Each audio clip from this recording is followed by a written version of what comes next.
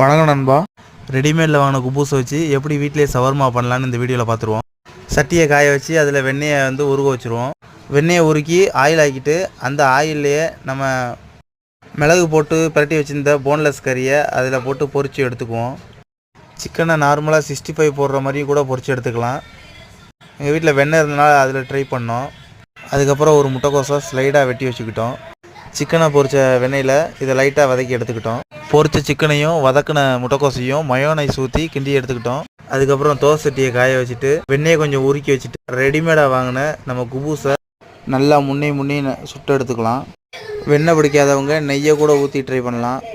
குபூஸை சுட்டு எடுத்ததுக்கப்புறம் அதுக்கு மேலே மயோனைஸை அப்ளை பண்ணிவிட்டு ஏற்கனவே நம்ம ரெடி பண்ண சிக்கன் பொரியல், முட்டைக்கோஸ் வறுவல், அடுத்து மயோனைஸ் போட்டு சேர்த்த கலவையை குபூஸுக்கு நடுவில் வச்சு மடக்கி எடுத்தோம்னா சூடான சுவையான ஷவர்மா ரெடி.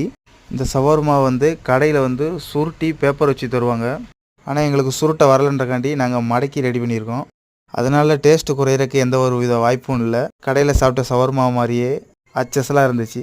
நீங்களும் செஞ்சு பார்த்து டேஸ்ட் எப்படி இருக்குன்னு சொல்லுங்கள். எங்கள் ஊரில்